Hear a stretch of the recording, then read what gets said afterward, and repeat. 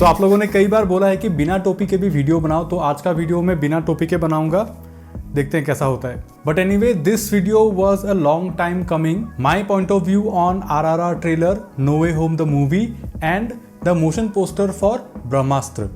देखिए, मैं कोई रिव्यूअर नहीं हूँ और मेरे ओपिनियंस ना हमेशा बायस्ड होते हैं क्योंकि मैं फैन बॉय हूँ, इसलिए मैं ऐसे ओपन डिस्कशन वाले वीडियोस में करना नहीं चाहता, क्योंकि मुझे पता है कि I can only give my biased and subjective opinion towards something. So I hope you take this video as it is. This is not a general opinion in any shape or form, so stay tuned.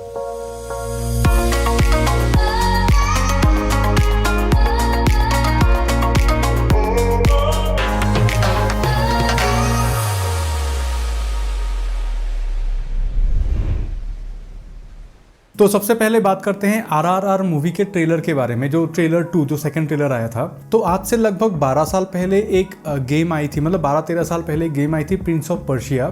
और मैं उस game का ना ऐसे पागल fan था, मतलब बहुत ज़्यादा फैन था मैं। और जो Prince of Persia warrior within, जो सेकंड पार्ट था आई थिंक गेम का, वो तो मैं कितना खेलता था और अभी भी मैं खेलता हूँ कभी कभी, just to beat the stress.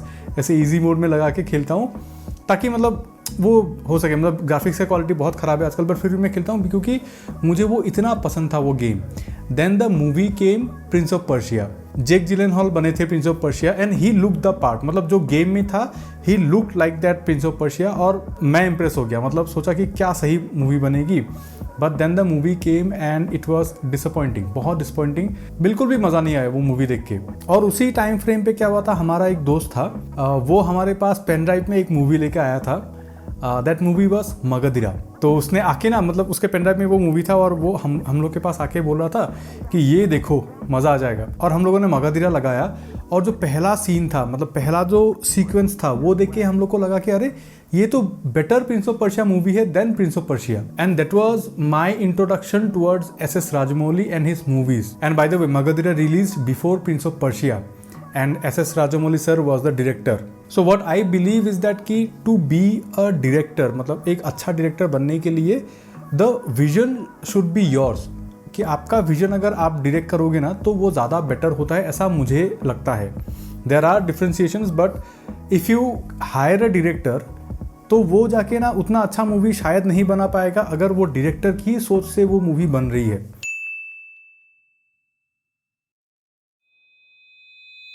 So what I mean is that कि जब जॉर्ज लुकस ने स्टार वॉर्स बनाई थी, so Star Wars was his vision, उसका ड्रीम था।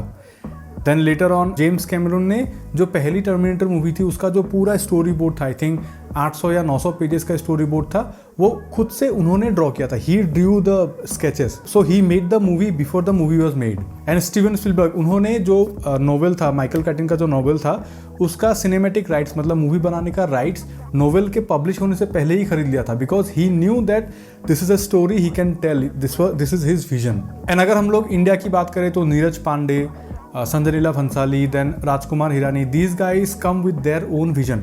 और भी हैं, एक्सेप्शंस भी हैं, but I am just telling you. तो इसी स्पेक्ट्रम में आते हैं एस राजमौली सर, और आई बिलीव, मैं कभी उनसे मिला नहीं और ऑब्वियसली मैं उनको नहीं जानता personally, but the suspension of disbelieve जो ऑडियंस को वो कन्वे करते हैं, मतलब जो चीज़ वो ऑडियंस को दिखाती है एंड ऑडियंस कन्विंस भी होती है, दैट इज़ अनप्रेसिडेंटेड। उनसे ज़्यादा बेटर शायद इंडिया में कोई नहीं कर सकता है। ओम शांति ओम मूवी में एक डायलॉग था कि जब ऐसे श्रेयस तलपड़े आके शाहरुख खान को बोलता है कि अभी तो भूत दिखाएगा, ये दिखाएगा, भूत नहीं होते, तो शाहरुख खान बोलता है कि भूत नहीं होते ये सबको मालूम है, but as a film maker, as a story teller, it's the story teller's responsibility कि लोगों को बिलीव करवाए कि भूत होते हैं। That's the suspension of disbelief, कि आपका ट्रस्ट एंड बिलीफ ना जो स्टोरी टेलर होता है वो ऑडियंस तक कन्वे होती है if you do it right. तो इसीलिए तो उन्होंने मक्खी के लव स्टोरी के ऊपर भी मूवी बना दी और हम सब लोगों ने देखा और पसंद भी किया। कैसे? बिकॉज ऑफ कन्विक्शन, क्योंकि ही बिलीव्ड और उनका बिलीव ना हम लोग तक कन्वे हुआ। That is why this looks funny but this looks badass. देखिए, I am not taking away anything from the awesome cinematography, awesome acting, music, ये सब है, they all play a role in that making.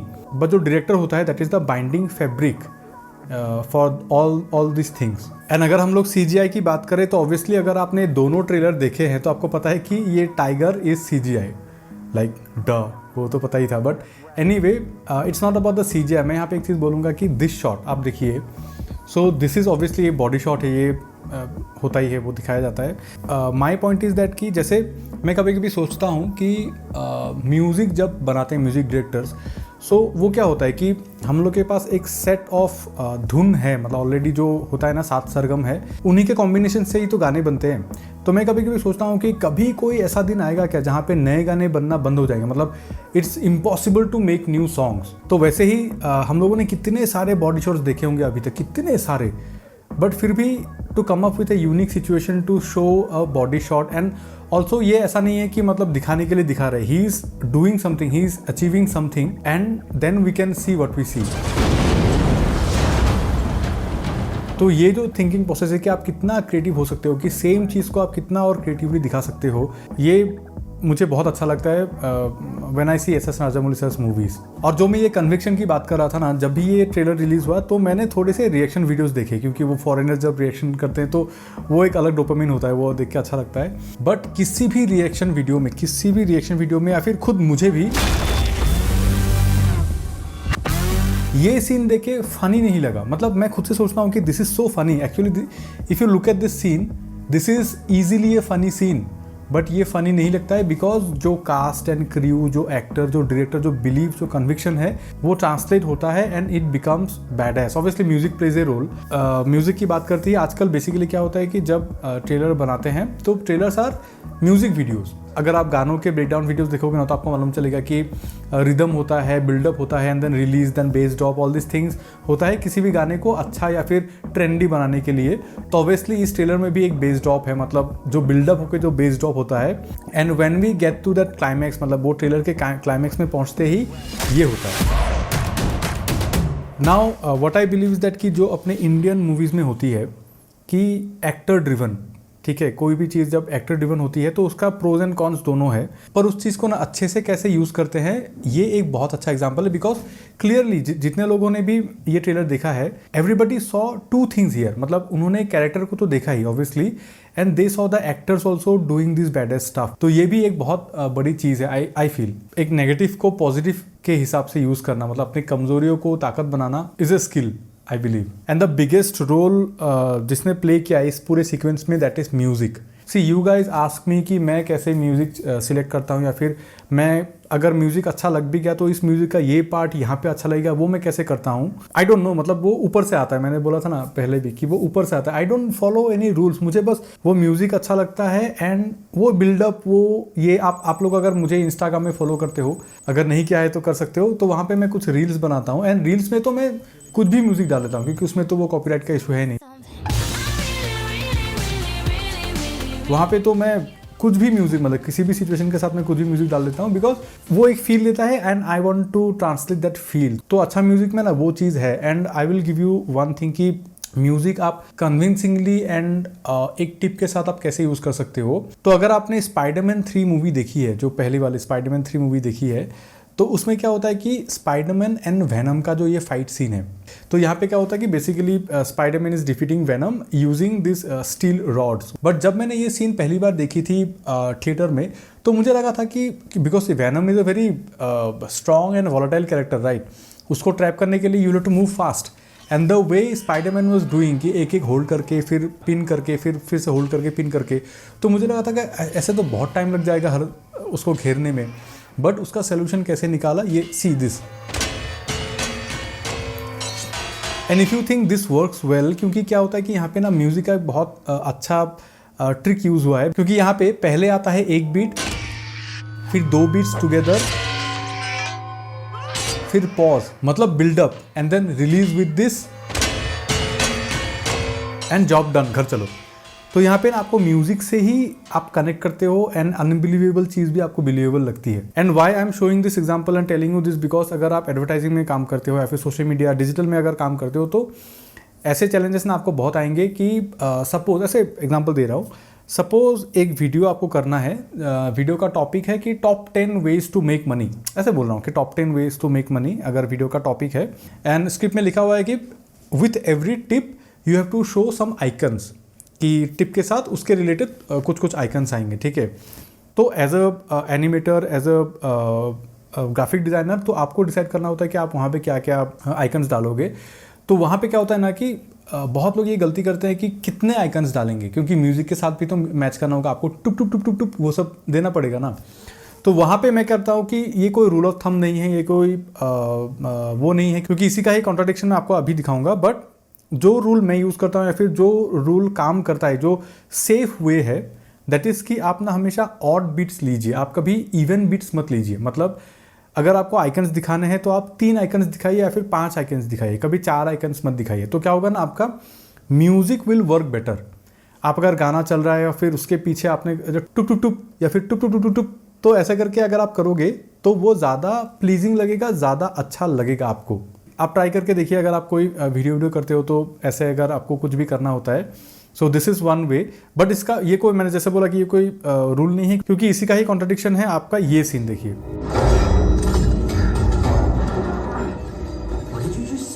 So Spiderman comes out of that bus. So यहाँ पे क्या होता है कि 6 बीट्स यूज हुए। So what I am telling कि if you can control then odd beats use कीजिए, अगर इफ़ यू कांट कंट्रोल तो ऑब्वियसली आपके पास जो है आपको उसी से काम करना पड़ेगा। एंड स्पाइडरमैन की जब बात कर ही रहे हैं तो ऑब्वियसली मैंने नो वे होम देख लिया, मैंने 2 बार देखी no way home. And spoilers ahead, मैं पूरा स्पॉयलर्स के साथ बात करूंगा। एंड आई थिंक कि अगर आपने अभी तक नहीं देखा है no way home, then you are not a fan, और शायद आपको फर्क भी नहीं पड़ेगा। So firstly I believe Marvel is just killing it, क्योंकि जब मैंने एंड गेम देखी थी तो what can be bigger than this, well this. जब एंड गेम देख के आया था तो ऐसा लगा था कि और क्या ही हो सकता है, बट यहाँ पे उन्होंने करके दिखाया, and this is so satisfying.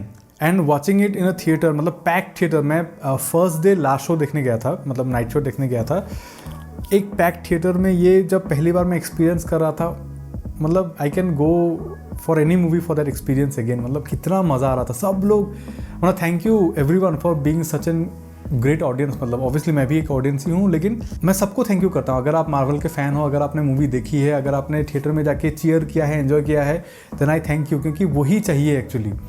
And every dialogue, people were catching every dialogue. वो नॉर्मन ऑसबॉर्न कुछ बोलता है, टॉबी मैगवायर कुछ बोलता है, एवरीथिंग कनेक्टेड, इतना मज़ा आया ना। एंड द बेस्ट पार्ट जो मुझे लगा इज़ दैट कि दे रिडीम्ड एंड्रयू गारफील्ड, क्योंकि मैंने आपको बोला था कि एंड्रयू गारफील्ड का जो स्पाइडरमैन है that is my least favourite, but इस मूवी में उसको रिडीम कर दिया गया। एंड मैं एक ही सीन में रोया मतलब क्या, वो जो गले में जो वो दर्द वाली फीलिंग आ जाती है ना, वो हुआ जब एंड्रयू गारफील्ड सेव्स एमजे। उसी सीन पे मेरा एकदम ऐसा हो गया था कि यार प्याज कौन काट रहा है, तो ऐसा हो गया था सच्ची में। एंड ये जो थियरी था कि Andrew Garfield will save MJ, ये थियरी इंटरनेट में आई थिंक सबसे ज़्यादा फैल रहा था, and they actually did it. Marvel did it, so it was very satisfying for me. It was very satisfying. But anyway, I want to talk about few things, जैसे कि the villains, Green Goblin. मतलब William Dafoe ने literally डराया, मतलब he actually was the Goblin.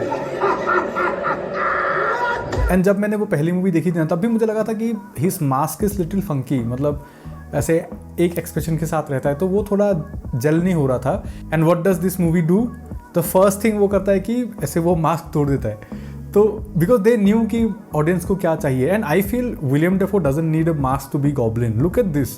And जो apartment fight था, वहाँ पे स्पाइडरमैन गेम के कुछ मूव्स यूज हुए हैं। आई थिंक यही एक फाइट था जब थिएटर थोड़ा शांत था, ऐसे मतलब नोबडी वाज शाउटिंग, क्योंकि इतना इंटेंस था ये fight. And then Doctor Octopus, तो अल्फ्रेड मॉलिना जिन्होंने डॉक्टर ऑक्टोपस प्ले किया है, उन्होंने अपने इंटरव्यू में बोला था कि इन the original movie they use puppets, तो जो हाथ थे वो एक्चुअली रियल थे और उन्होंने पपेट्स यूज़ किया था। बट यहाँ पे कंप्लीट CGI है ऑब्वियसली, क्योंकि टेक्नोलॉजी अभी काफ़ी आगे आ चुकी है। बट मुझे ऐसा लगा, पता नहीं आप लोग को लगा कि नहीं, बट मुझे ऐसा लगा because of CGI the hands look more of his body part, ऐसा लग रहा था कि वो उसी के ही हाथ हैं। क्योंकि देखिए नेचुरली क्या होता है कि पुराने मूवी में there are 4-5 peoples coordinating with each other, right. तो एक होता है, मतलब मैं निटपिकिंग कर रहा हूँ, वो भी बहुत अमेजिंग था, मतलब जो पुराने वाले में था वो भी बहुत अच्छा था। बट इस वाले मूवी में ऐसा लगा कि इम्पैक्ट एंड देन कुछ जो चीज़ें होती है ना, वो मुझे ज़्यादा रियलिस्टिक लगा कि okay this might move like this only, ऐसा मुझे लगा। It's just me. एंड यहाँ पे इस मूवी में क्या है कि जो एक्सिस है, मतलब जो आर्म्स है, वो आर्म्स का ना एक एक्स्ट्रा एक्सिस दे दिया, क्योंकि पुराने मूवी में देखोगे ना तो वो आर्म्स ना ऐसे मूव नहीं होते, दे डोंट सर्कल अराउंड, क्योंकि वो प्रैक्टिकल प्रॉप्स थे, बट दीज आर CGI, तो उन्होंने एक एक्स्ट्रा एक्सिस ऐड कर दिया, तो it looks more more what you call surreal, I don't know. And Electro is basically Jamie Foxx having fun, but जो मुझे फ्रस्ट्रेटिंग लगा, फ्रस्ट्रेटिंग मतलब क्या, मुझे लगा था कि सैंडमैन का जो एक्टर है वो आएगा मूवी में, but I think to save some hassle उन्होंने लिजर्ड और सैंडमैन के एक्टर्स को सिर्फ वॉइस के लिए कास्ट किया है, क्योंकि Sandman doesn't become the actual human being where he can become the human being, क्योंकि I think this is one of the most beautiful shots in the original movie, मतलब Spiderman 3 में जो था, लेकिन वो कभी यहाँ पे ट्रांसफॉर्म होता ही नहीं है, वो ऐसे सैंडमैन ही बना रहता है. So it was little odd, मुझे लगा था कि वो नहीं करना चाहिए था, ऐसा मुझे लगा. And they literally used old movie footages for the reveal, जब वो लोग रिवर्ट बैक होते हैं. तो ये देख के ना मैं थिएटर में भी हंस रहा था कि मैं समझ गया कि ओके, क्योंकि कोविड का टाइम था, इतने सारे बड़े बड़े एक्टर्स थे, सबका शेड्यूल मैच करना and all this, then I believe कि उनको बहुत सारे जुगाड़ लगाने पड़े होंगे मूवी में, और जो दिखता है, क्योंकि अगर आप मूवी को देखोगे ना तो editing is very choppy, editing ना उतने अच्छे से नहीं हुआ है मूवी में. फॉर एग्जांपल मैं आपको दिखाता हूँ, जो हेड एंड टेल मैच करना बोलते हैं, कि अगर आप देखोगे तो ये जो स्पाइडरमैन का जंप है, this is a good editing, मतलब this is a perfect editing almost, क्योंकि स्पाइडरमैन कूदता है एंड देन जहाँ पे पहला शॉट कट होता है, नेक्स्ट शॉट अप्रॉक्सीमेटली उसी जगह से शुरू होता है, तो हेड एंड टेल मैच होता है, तो आपको ना एक कंटिन्यूस शॉट जैसा लगता है. बट बहुत सारे ऐसे शॉट्स हैं ना जहाँ पे इवन जो बेसिक है कि हेड एंड टेल जो मैच करना होता है, कि हाथ अगर इधर है, नेक्स्ट शॉट में भी हाथ इधर रहेगा, लेकिन हाथ कहीं और चला जाता है, तो all this things are there. Editing थोड़ा चॉपी हुआ बिकॉज आई बिलीव कि उन लोग के पास ज़्यादा टाइम नहीं था. शायद ऐसे टोबी मैguire ने ऐसे बोला होगा कि मैं आगे एक ही दिन में कर लो जितना भी करना होगा. सो जो उनके कंट्रोल में नहीं था तो वहाँ पे उन्होंने थोड़ा जुगाड़ लगाया, बट जो उनके कंट्रोल में था दे जस्ट नेल्ड इट, मतलब उन्होंने एकदम इतना सही किया. फॉर एग्जाम्पल ये जो जंप है, ये जो 3 स्पाइडरमैन का जो जंप है, जस्ट लुक एट दिस. तो आई कैन ओनली इमेजिन कि कितना सारा डिस्कशन, कितना सारा वर्क आवर्स लगे होंगे just to plan this shot. क्योंकि अगर आप देखोगे ना तो यहाँ पे जो टोबी मैguire है, he does his iconic pose, मतलब जो उनका जो पोस्टर निकला था ऐसा वाला, तो वो पोज वो उस जंप में करते हैं. And then Andrew Garfield does his no web jump, क्योंकि अगर आप लोगों ने अमेजिंग स्पाइडरमैन देखे होंगे दोनों मूवीज़, तो एंड्रू गारफील्ड ना बहुत वो करता है कि he just let go of the web and he does all this things. तो ये दोनों सिग्नेचर वहाँ पे लाना and then the landing. So each and every Spiderman का जो स्विंगिंग स्टाइल है that looks like they are swinging, मतलब जो पुराने वाले हैं, and to differentiate and to recreate, बहुत मतलब बहुत एक अच्छी चीज़ जो मैंने एक्सपीरियंस की थिएटर में. एंड उसके भी ऊपर जब मैं ऐसे एंड क्रेडिट के लिए बैठा हुआ था, सो दे मेड अवी अराड, जो अवी अराड हैं, अगर आपको नहीं पता तो मैं बोलूँगा कि ही इज़ बेसिकली, मतलब अगर आप थोड़ा ऐसे बिहाइंड द सीन्स वाले वीडियोस देखोगे तो आपको मालूम चलेगा कि अवी अराड इज़ द पर्सन जिसके वजह से बहुत सारे प्रॉब्लम्स हुए थे प्रोडक्शंस में, मतलब प्रीवियस स्पाइडरमैन मूवीज़ के प्रोडक्शंस में, because he wanted to sell toys. तो उनको अलग अलग चीज़ें, तो उनके बहुत अलग से डिमांड्स थे. And he only made Sam Raimi bring venom in Spiderman 3.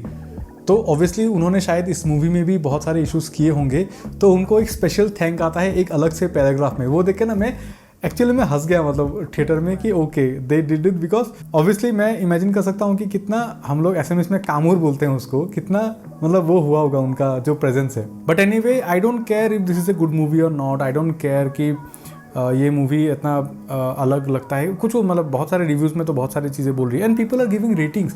मुझे समझ में नहीं आता कि आप इस मूवी को या फिर end game, infinity war, Avenger, ऐसे मूवी को आप रेटिंग कैसे दोगे, मतलब किस बेसिस पे दोगे rating, because this is not one movie ना. आप इसको एक मूवी की तरह देख ही नहीं सकते, एटलीस्ट मैं तो नहीं देख सकता. अगर मैं मार्वल फॉलो नहीं करता तो ये देख के तो क्या है, मतलब ये तो जीरो रेटिंग. मैं तो बोलता हूँ कि the existence of this movies ना, ये सारे अलग है, मतलब ये अलग लेवल पे, आप इसको रेटिंग देख के जस्टिफाई नहीं कर सकते. आई एन्जॉयड, मुझे बहुत अच्छा लगा, और अगर रेटिंग देनी ही होगी तो मैं तो 11 दूंगा 10 में से. तो अब बात करते हैं the motion poster for the movie Brahmastra. तो पता नहीं क्यों आप लोगों ने इतना रिक्वेस्ट किया इसको वो करने के लिए. तो बेसिकली देखिए अभी क्या है, मैंने कोई यूट्यूब जो न्यूज़ चैनल होता है या फिर गॉसिप चैनल होता है, वहाँ पे मैंने देखा था कि आयन मुखर्जी जो ये मूवी बना रहे हैं, उन्होंने RRR का ट्रेलर देखा 9 तारीख को, 9 दिसंबर को उन्होंने RRR का ट्रेलर देखा. तब उनको लगा कि no, this movie should be made, क्योंकि ये मूवी बहुत दिन से डॉर्मेंट पड़ा हुआ था, आप लोगों को पता ही है कि थोड़ा ऐसे कैंसिल टाइप का ही हो चुका था. But then he saw the RRR trailer और उन्होंने सोचा कि नहीं ये मूवी बननी चाहिए. Then he came up with this motion poster. आप सोचिए, और ये मोशन पोस्टर रिलीज़ हुआ 15 दिसंबर को, 9 से 15, मतलब अगर 9 तारीख को उन्होंने देखा तो ऑब्वियसली 9 तारीख को तो कुछ नहीं हो रहा था, तो 10 तारीख से ही हुआ. सो 5 दिनों में उन्होंने इस मोशन पोस्टर को शूट किया, VFX किया और फिर रिलीज़ किया. सो ऑब्वियसली चॉपी है, मतलब दिस इज़ टू अर्ली. अभी तो ये बहुत ज़्यादा अर्ली है इस मूवी के बारे में कुछ भी बोलने के लिए। एंड बहुत साल पहले एक दूसरी मूवी का ट्रेलर आया था तालिस्मान करके, वो यूट्यूब में है, आई थिंक लिंक में डाल दूंगा नीचे। तो वहाँ पे भी अमिताभ बच्चन थे उस मूवी में। तो उस ट्रेलर मतलब उस टीज़र को देख के मुझे जो फील आई थी वो सेम फील मुझे ये ब्रह्मास्त्र के मोशन पोस्टर को देख के भी आई कि विजन अच्छा है, ऑब्वियसली सब कुछ अच्छा है, बट आई फील कुछ तो प्रॉब्लम है, मतलब जिंक्स है थोड़ा सा इस मूवी में। एंड जो उन्होंने डेट दिया है, जो रिलीज़ डेट दिया है, आई बिलीव, मतलब मैं अगर रॉन्ग होता हूँ तो ऑब्वियसली बहुत अच्छी बात है, बट व्हाट आई बिलीव कि इस डेट से भी ये मूवी डिले होगी, ऐसा मुझे लगता है। So this is too early to talk about anything. So पहले ट्रेलर को निकलने दीजिए, उसके बाद शायद बात करेंगे कुछ तो, बट वही है, अभी के लिए इतना ही रखते हैं। And now I want to talk about few things. So lately बहुत सारे डिस्प्यूट्स हो रहे हैं मेरे कमेंट सेक्शन में, ठीक है। डिस्प्यूट्स मतलब ऑलमोस्ट झगड़ा या फिर नॉट अब्यूज़ बट नीचा दिखाना जो बोलते हैं। कुछ लोग मुझे नीचा दिखा रहे हैं या फिर बहुत कुछ चल रहा था मेरे कमेंट सेक्शन में, मैंने पढ़ा। देखिए, disputes are good, okay, disputes are healthy. मुझे पता है कि थोड़ा डिस्कशन होना चाहिए, बट राइट रीज़न पे होना चाहिए, रॉन्ग रीज़न पे नहीं होना चाहिए। मेरे कहने का ये मतलब है कि मैंने ये रियलाइज़ किया है कि मेरा जो चैनल है that is not for absolute beginners. मैं एब्सोल्यूट बिगिनर्स के लिए शायद कंटेंट नहीं बनाता। मेरा कंटेंट है जो लोग ऑलरेडी इस फील्ड में काम कर रहे हैं, जिनको थोड़ा ब्लॉकेज है, जिनको थोड़ा चाहिए कि ओके ये भी हो सकता है, पॉसिबिलिटीज़ एक्सप्लोर करनी है, उनके लिए शायद मेरा ये चैनल ज़्यादा फंक्शन करेगा, ऐसा मुझे लगता है। क्योंकि मैं जो भी टिप्स एंड ट्रिक्स या फिर जो भी चीज़ें मैं बोलता हूँ, मेरे दिमाग के पीछे ऐसा एक रहता ही है कि आपको बेसिक्स तो पता ही होगी, बट ऐसा होना चाहिए, मतलब मेरा जो पॉइंट ऑफ व्यू है कि कोई अगर ग्राफिक डिज़ाइनर है या फिर कोई भी बंदा बैठा हुआ है मेरा वीडियो देख रहा है, उसे मज़ा नहीं आ रहा है काम करके, तो मेरा वीडियो देख के ऐसा उसको लगना चाहिए कि ओके बंदे ने ये बोला, maybe I can try this and this can happen, ठीक है। वो मेरा थॉट प्रोसेस रहता है, वो मेरा पॉइंट ऑफ व्यू है टुवर्ड्स माय वीडियोस, और मैं उसी सोच के साथ वीडियोस बनाता हूँ। अभी देखिए, मैं हमेशा बोलता हूँ कि देयर इज नो राइट और रॉन्ग इन दिस फील्ड, ठीक है। मैं ऐसा नहीं कि मैं कुछ बोल दिया मतलब वो ऐसे पत्थर की लकीर होगी, ऐसा नहीं है। I am just trying to explore and I am just trying to learn, और मैं वही आप लोगों से भी उम्मीद करता हूँ। क्योंकि देखिए, एकदम एज सिंपल एज दैट, मैं अगर आप लोगों को ये दो चीज़ें दिखाऊंगा और मैं पूछूंगा कि इसमें से कौन सी वाली सही है, तो I think almost everybody will say कि दिस इज राइट। लेकिन अगर मैं आपको बोलूं कि इन दोनों कलर्स में से कौन सी सही है, तो क्या जवाब है? कुछ भी जवाब नहीं है। तब आती है एक्सप्लेनेशन। आप पूछोगे कि किस रीज़न से चाहिए, वार्म चाहिए, कोल्ड चाहिए, ये चाहिए, वो चाहिए, और जो वो एक डिस्कशन पे चले जाते हैं ना, मेरा चैनल बेसिकली वही है कि मैं वैसे ही डिस्कशंस करता हूँ। तो उसी पॉइंट ऑफ व्यू से आप लोग अगर मेरे वीडियोज़ को देखोगे ना, तो आपको शायद ज़्यादा मज़ा आएगा। मे बी नॉट अ मासी content, but I want to put some value in every video that I make in this channel. So I hope आपको इस वीडियो से भी कुछ सीखने के लिए मिला होगा। एंड मुझे पता है कि मेरे वीडियोस आपका पूरा टाइम डिमांड करते हैं, क्योंकि सिर्फ सुन के नहीं होगा, मेरे वीडियोस को आपको देखना पड़ेगा। तो thank you for giving me your time. जितना भी मैं लंबा छोटा जितना भी मैं वीडियोज़ बनाता हूँ, I cannot be more thankful. और उसी के साथ I wish you all a very very very happy new year. Mask पहनिए, हेल्दी रहिए, सेफ रहिए। This was Shamim, you are watching की बाकी भी। See you in the next video. यार, आप लोग की बातें सुन के ना मैं ऐसे अपने वीडियोस को ब्राइट करो ऐसे धीरे धीरे जाके थिएटर दिखने लग गया था। अभी ओनी भाई के वीडियोस को देख के थोड़ा सा मुझे भी ऐसे डार्क एंड मूडी टोन में आने का मन कर रहा है, तो मैंने थोड़ा ब्राइटनेस कम कर दिया है। आई होप कि आप लोग को इधर थोड़ा सा एक हाईलाइट दिख रहा होगा। सो लेट्स सी कहाँ तक जा सकते हैं।